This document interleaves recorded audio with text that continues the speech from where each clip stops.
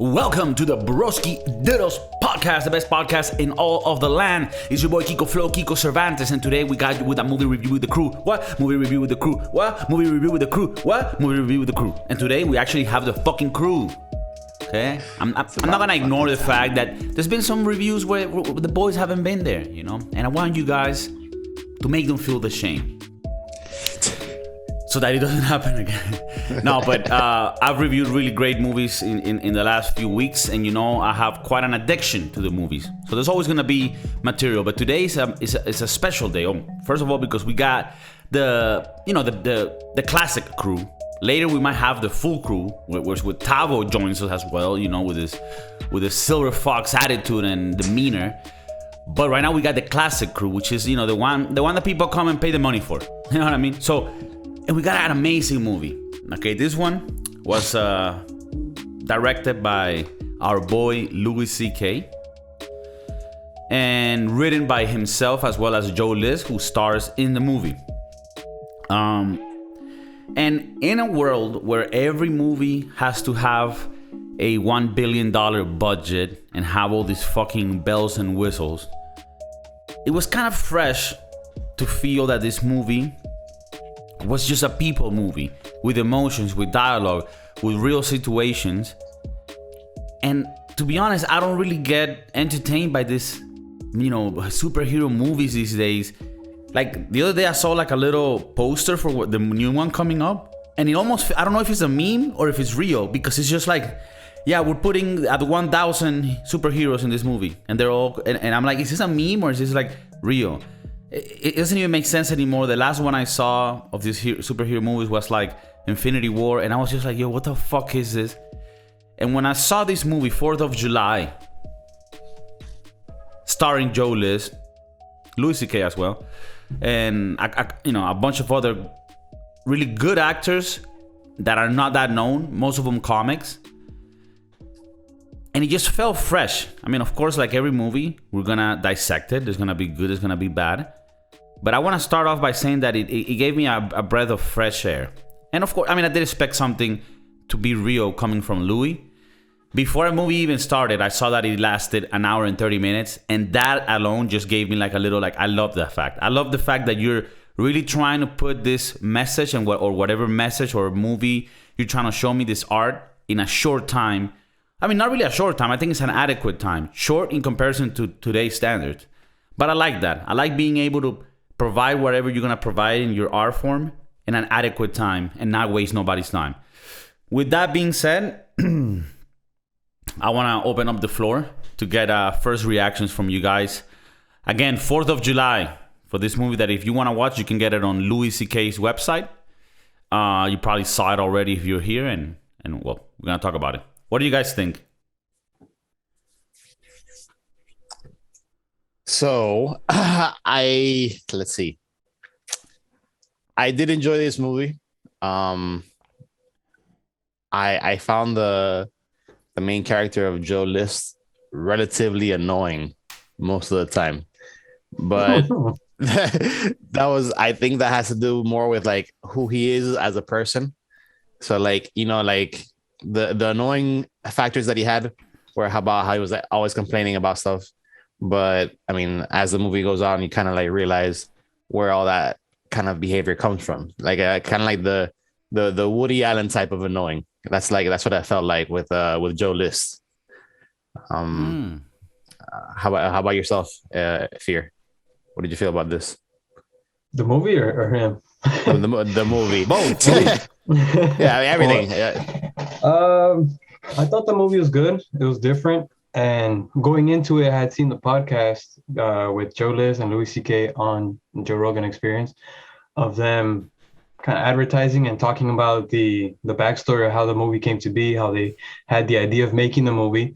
And it turns out that the movie is a biopic of Joe List and his life and his upbringing. So I thought it was good in that he was very vulnerable and it showed a lot of his life, and liking him as a comic watching this movie gave me a lot of background to who he is and understanding him a little bit. So I thought that was pretty cool. But yeah, I agree. He there was times where it was like really annoying when he's like asking his wife for permission for like the dumbest things. I'm just Yo, like, maybe he's being funny and that's just his way of being, but I guess whatever. I guess I look past it because that's just like who he is. like what example for Like when give me she's an like, example. "Oh, let's." He's like, "I don't want to go see my family. Fuck them." And she's like, "No, but it's your family. We should." And he's like, "All right, fine. You're right. I should go a week." And she's like, "Okay, we'll go a week." And he's like, "No, I don't want to go anymore." And then he's like, "Okay, fine, we'll go." I was like, "Bro, make up your fucking mind." Just like a lot of, but whatever. Just like a little minor detail and Yeah. something that picked up on his I personality. mean, like, I didn't find them annoying myself, but in general, I did. I think I agree with you. Like, there are some of these things where the dialogue feels weird at times, and I want to be subtle with the criticisms, and I guess that's being biased because I specifically like love Louis C.K.'s work. I love Joe List's work and a lot of the comics in the.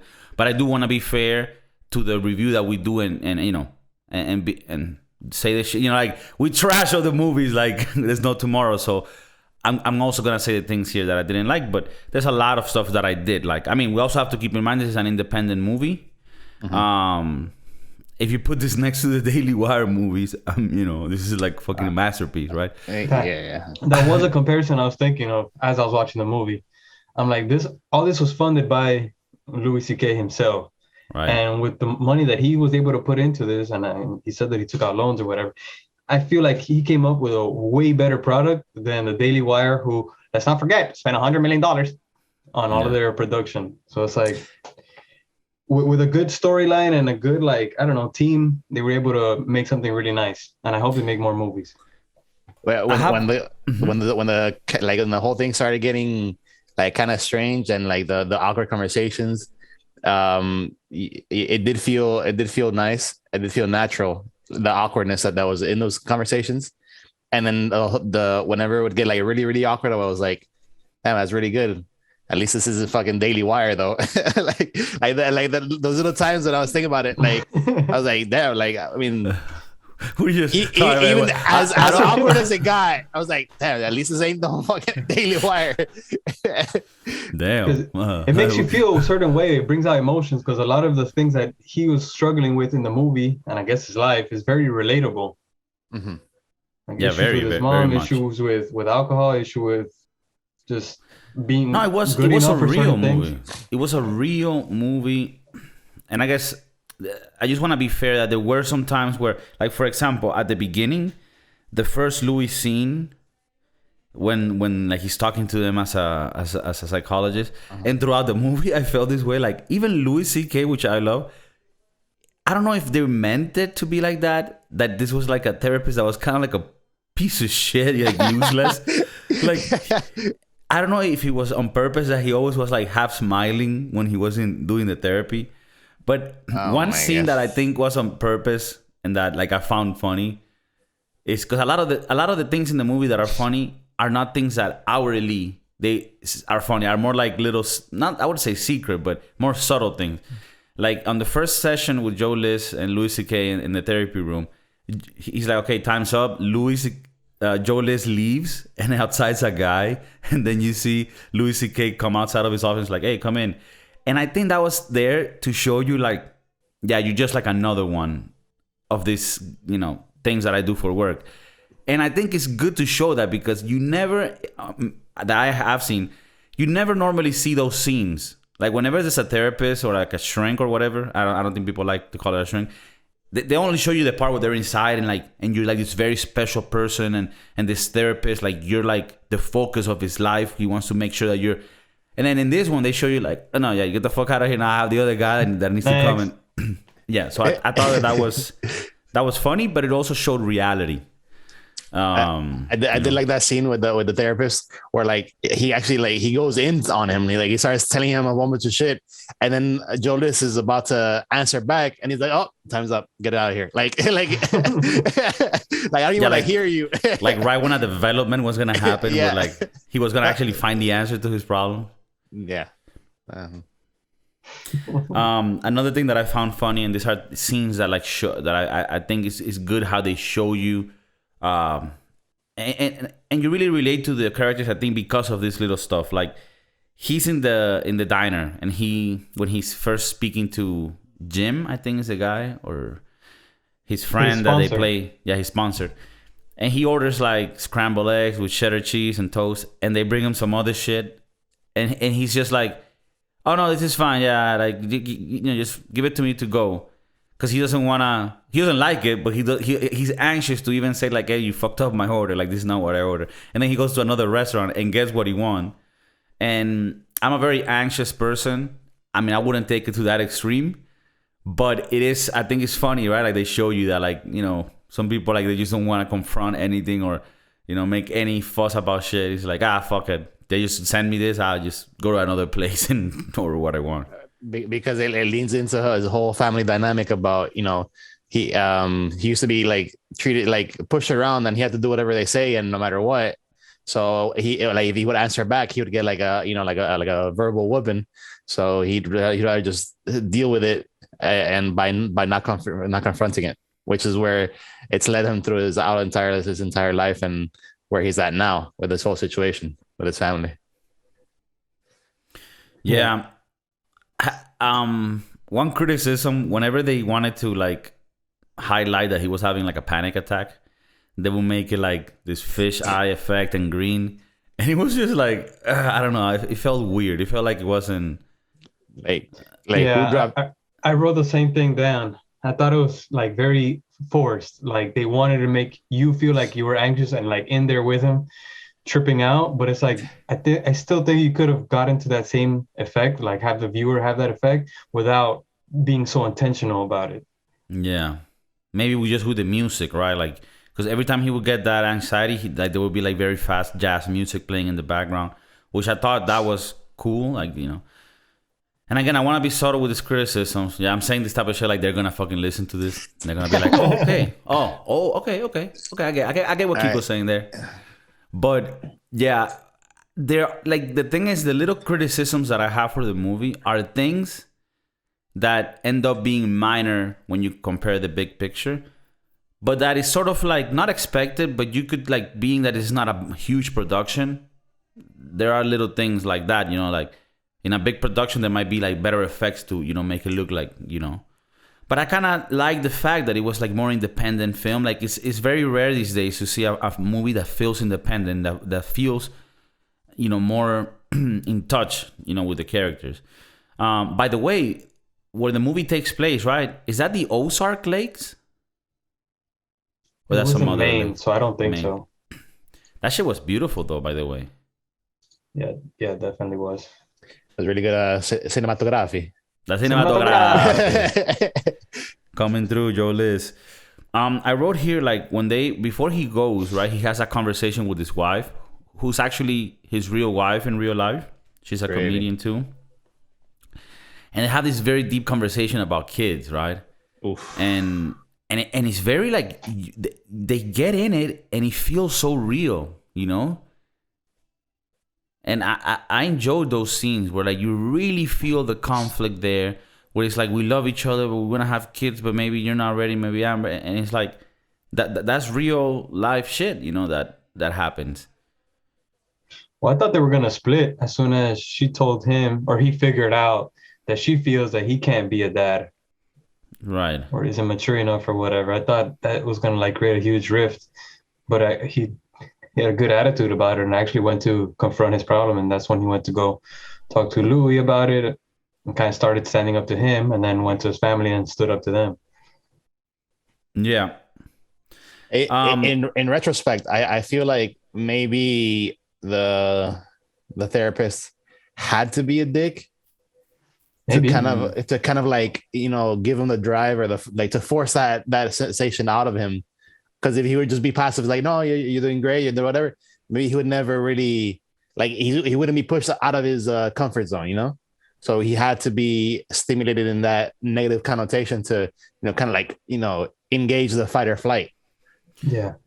Yeah, but I thought it was a bit exaggerated at times where it almost wasn't like, because I could understand being mean.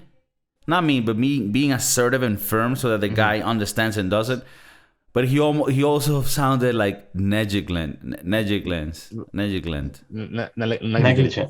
Negligent. Yeah, at times like almost like I don't give a fuck. Yeah, at times though, get the fuck out of here. Like that part, I was just like.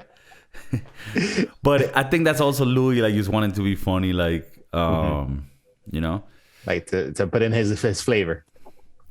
And like one thing, Robert Kelly, right, who's the comedian that's the sponsor Sponsor. Well, he's not a sponsor. Like apparently, like they were like when I saw the podcast, because I saw a lot of the podcasts, they were like, "Oh, he was great." I'm like, he was barely in the movie. I wanted him to hear more from him, you know. But that is funny, right?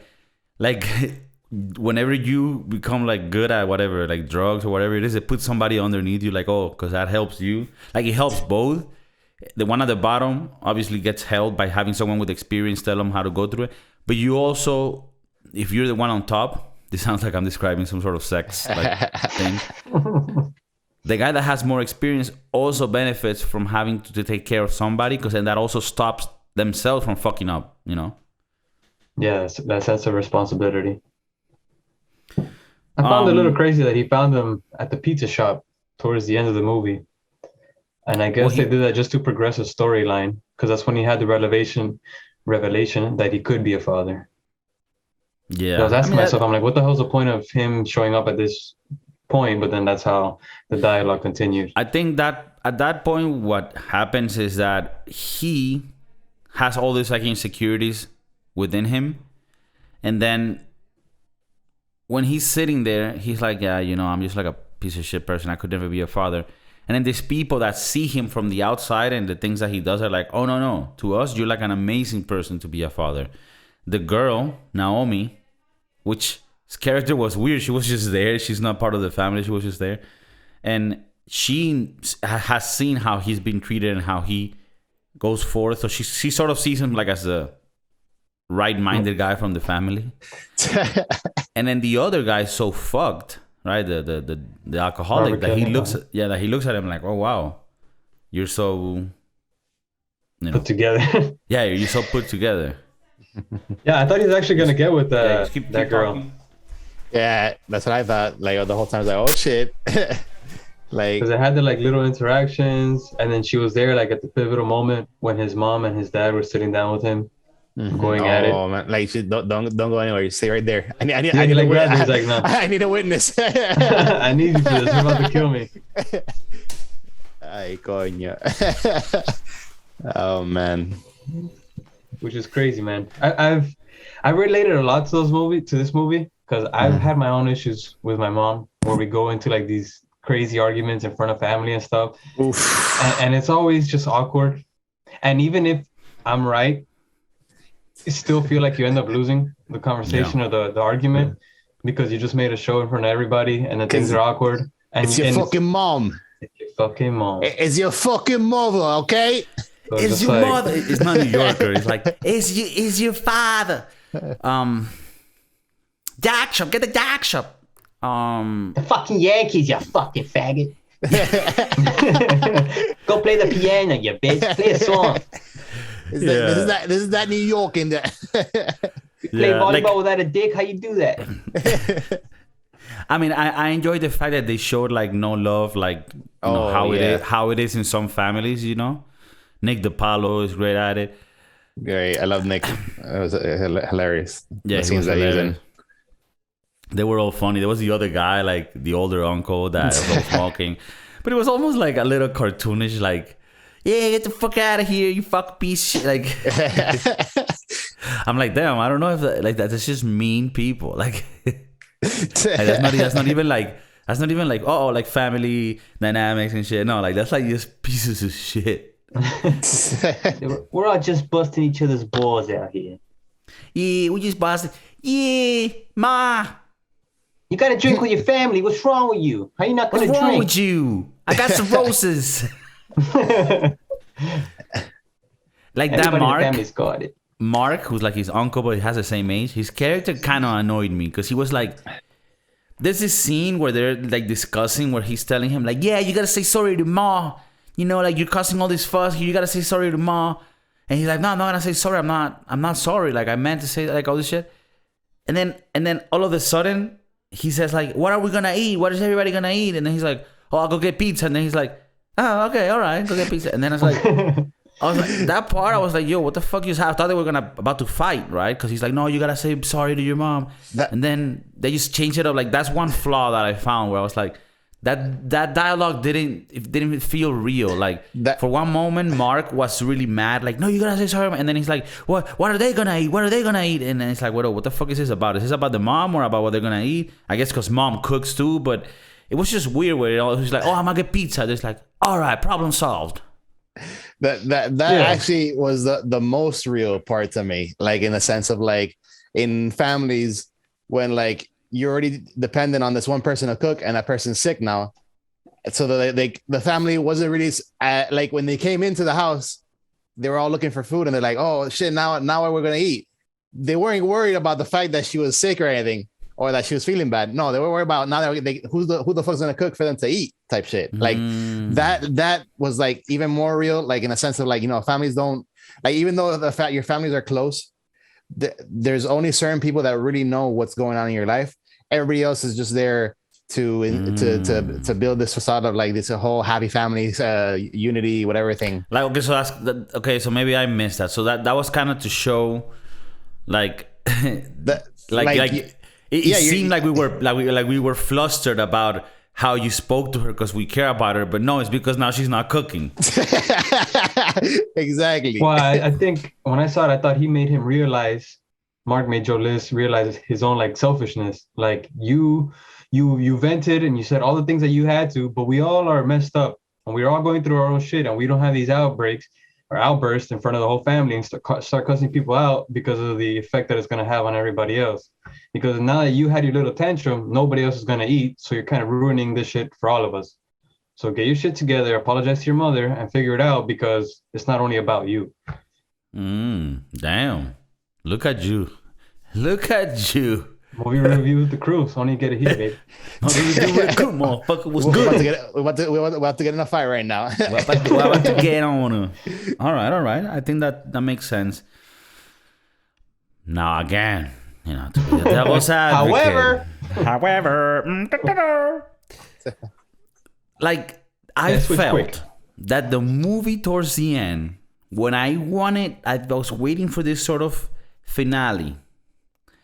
It didn't give me closure. And I'm not mad. I like the movie. But I felt like at the end, like the whole time I'm thinking the father's gonna burst out and say some shit at one point and be like, oh, I'm scared too, Dad. I love you. Why you never told? And then it never happened. And then this part at the end where he's about to speak to Joe, the dad. And then Joe gets called by the wife and he kind of like, and then Joe says, oh, thanks, Dad. And then that's it. And it's like, I don't know if Louis C.K. purposely wanted to leave that in the air hanging so that you could make your own interpretations. But I was waiting for the dad to have a revelation moment where he sort of, I don't know, says some shit. The closest thing to that was the bedroom scene. Yeah, the bedroom. But that was like, that I couldn't even understand what he was saying. Like he was speaking like I thought he was having a stroke. He was like saying one word at a time. I was like, yo, lake, toaster, inside, hurt, ashamed, that, inside, no good, cry, tears. You couldn't even articulate at that point in time. I couldn't even articulate fucking words. It was just like sadness. Inside, not good. No. Another thing that I found really relatable was the whole situation about him with Beth, like not wanting to bring her to the family things, even though they're married and stuff, because of the fact that, you know, like if you know that your family is shitty, or you know that you have like certain people in your family that are strange like that, and you don't want to, like, you know, bring your girl around to see that, like, how do you decide when's the right time to do that? Or do you even ever, like, do you just live your life away from your family? or what? Like I don't know, like I didn't like it was real in the sense of like relatability, like you know, how do you approach that whole situation of your significant other introducing them to your family? Well, he had brought her before. They've gone together before. It's just this time he didn't want to because he wanted to face his demons by No, himself. if you notice, he talked about how that they Yeah, like I don't want to bring her here because you don't deserve her, all this shit, and But he had, because they were But- talking about going again to the cabin. right. not I only mean, that- he did, right, but not- it's never been a good experience for her. yeah, not only that, she talked like before they like this whole thing about them leaving. She talked to him about like like your mom doesn't talk to me or whatever, and your aunt doesn't trust me, and I was like, okay, they don't let me into the kitchen, blah blah.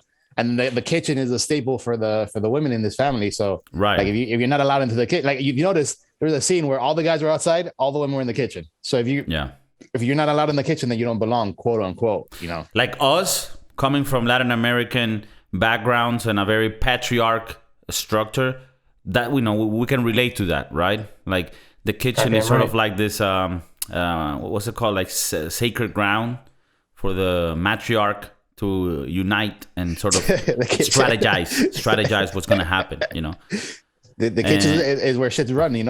Yeah, the kitchen is where shit's running. You could tell in this movie, like, without the food, like it doesn't move, right? Mm-hmm. I related it a lot to our families, to how, and it makes you think like how useless you sometimes are and have been, and how much women just make shit run in the family. And this episode is really for the feminist movement, and I really want to. No, but it is in traditional households. What you see.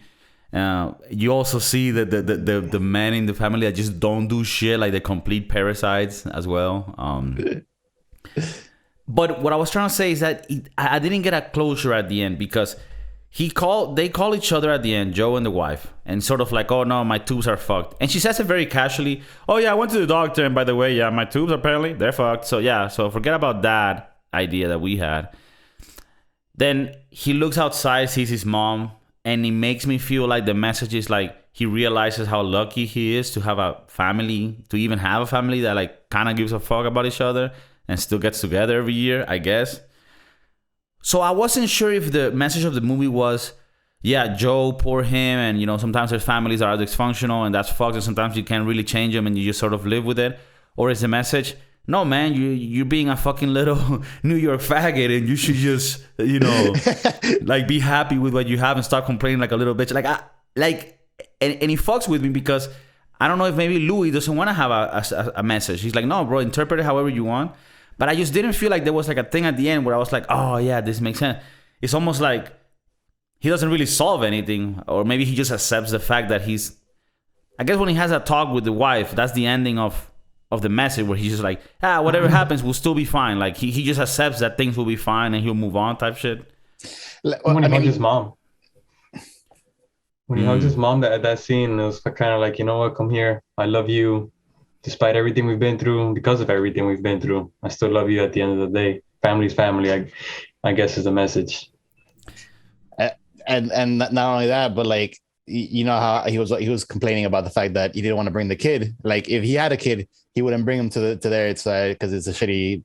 Now he doesn't have the opportunity to do so.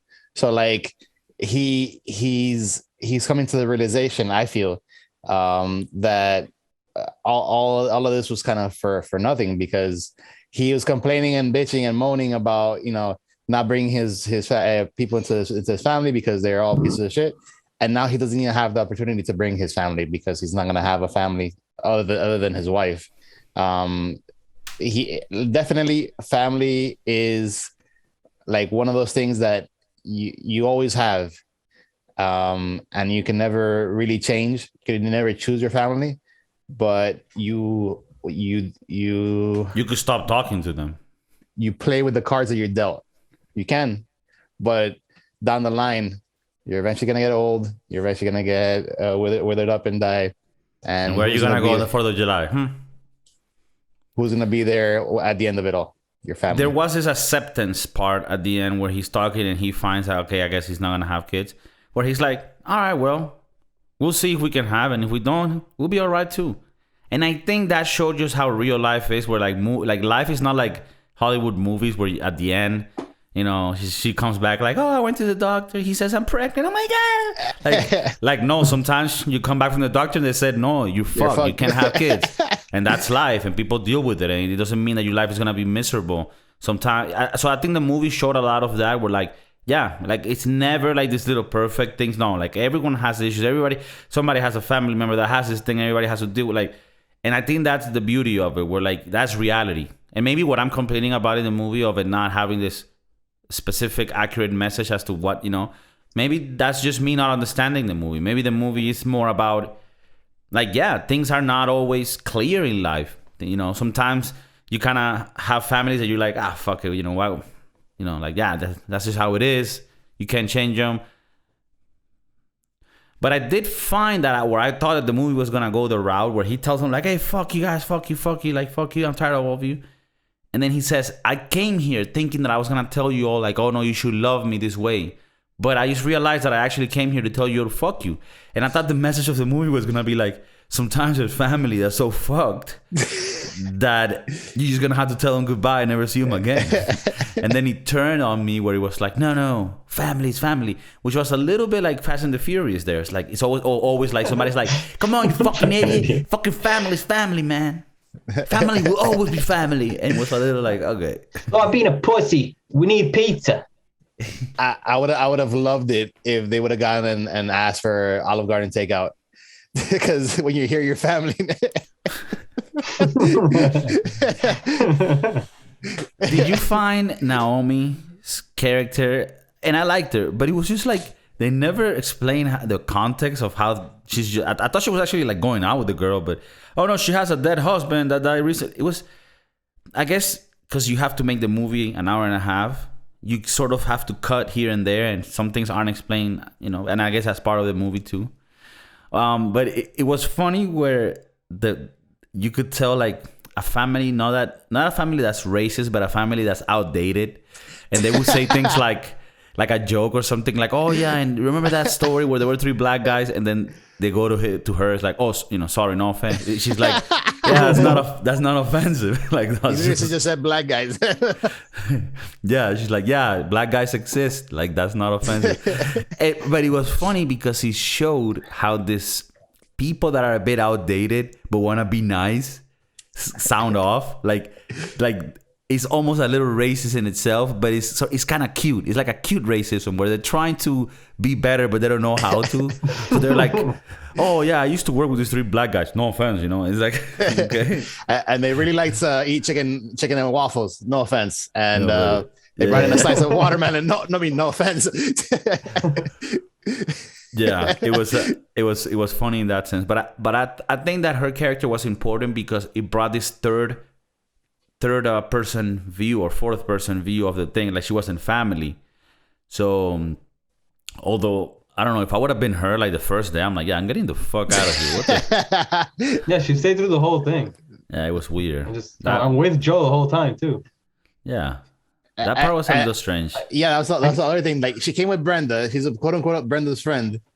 She's never with Brenda. Never the whole time.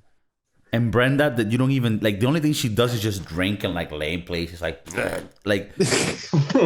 give me a little bit more on Brenda. How the fuck does she know this very well educated person, Naomi? And Brenda's like this fucking trailer park. Like, how the fuck do you guys know each other? You guys coders? You guys fucking programmers for fucking Google? What the fuck is going on here? Explain.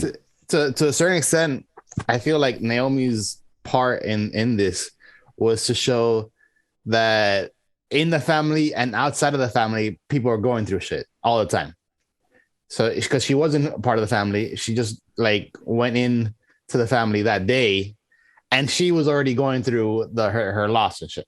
So anybody at any given time, at any point in time of the day, in around you, let's say 50% of the people around you are going through some shit, loss, you know, breaking up with their significant other. They're sick, a family member is sick, a family member is dying, something's going on. Something's always going on with people around you. It's too many people. It's like millions and billions of people in the world to say that everything's fine. Not everything's fine. Everybody's going through some shit. No, that is true. So like it also compounded on the message of him being selfish, but at the same time, if he doesn't address these problems, it's gonna eat him up inside. So it had to be said, but maybe the way that he said it, was a little bit aggressive.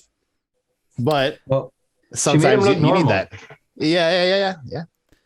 It was funny because I don't have this experience with my parents, but it was funny to see because it was so real when he gets there and he's like, hey mom, dad, by the way, sometime this weekend I gotta talk to you guys about something important. They're like, all right, talk, yeah, tell us. And he's like, yeah, I mean, he's like, yeah, okay, go, yeah, what's up, you little bitch, what's up, let's talk.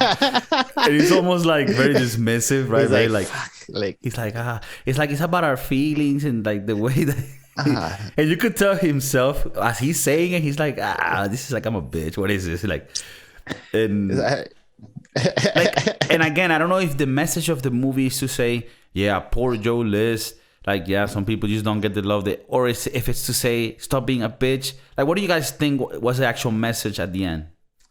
Oof. Yeah, I don't know, man. A lot of times in this movie, I was confused as far as like what direction were they going with it. Like, because you know how they did that whole green screen like blurry thing with the panic guy attacks. They also did it with the dad. So yeah. I didn't know how to relate that to both of them. Like in the sense that I was like, does the dad want, like, does the kid want, like, because I initially thought that the guy, when that came up, that cloud was his sensation that he wanted to drink. Like he wanted to drink.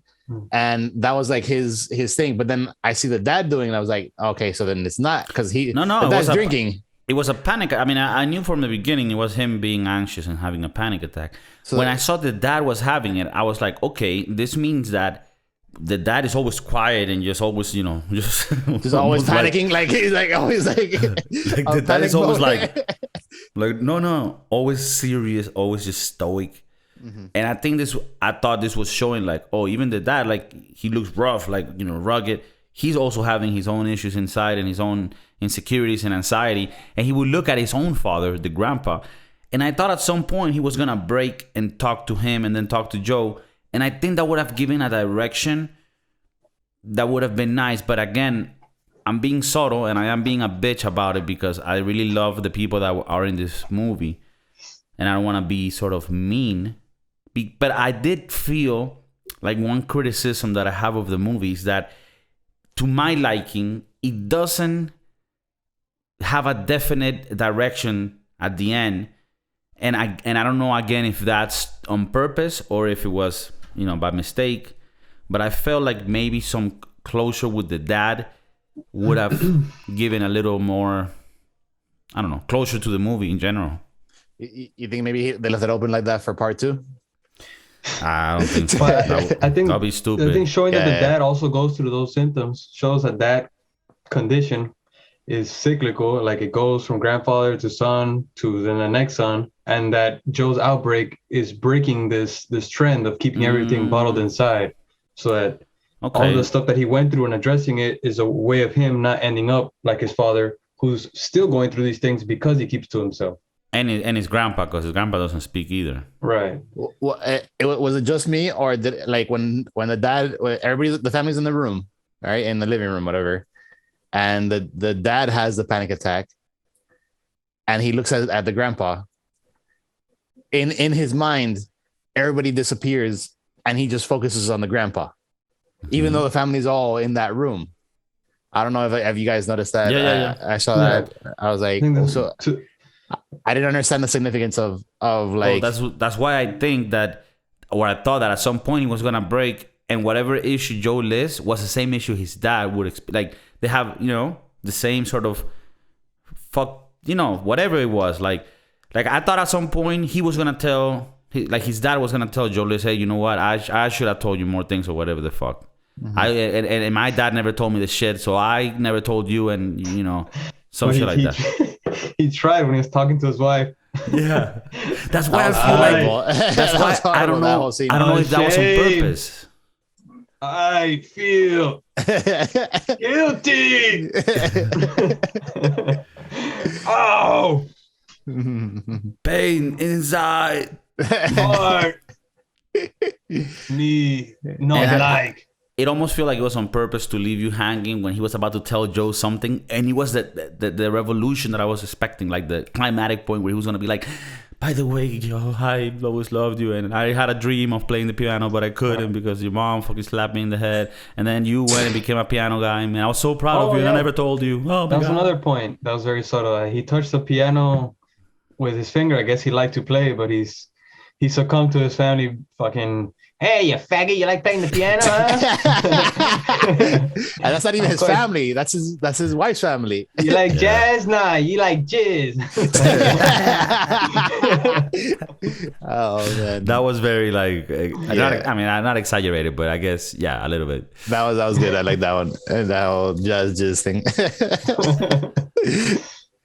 No, but give it up to Nick DiPaolo for the jokes for sure. Oh, Nick, and for the whole demeanor, like the demeanor of just being a little piece of shit. I love that. And yeah, I mean, I think ultimately the movie, to me, the message is that sometimes you kind of have to accept people how they are. This doesn't mean that you have to accept people that hurt you in a way where it's significant, but like there are going to be family members that you might not be chilling with if you guys weren't family, and that's cool. And accept people, and also accept that people go through their own struggles, and that we only see our life through our cone view of what we live.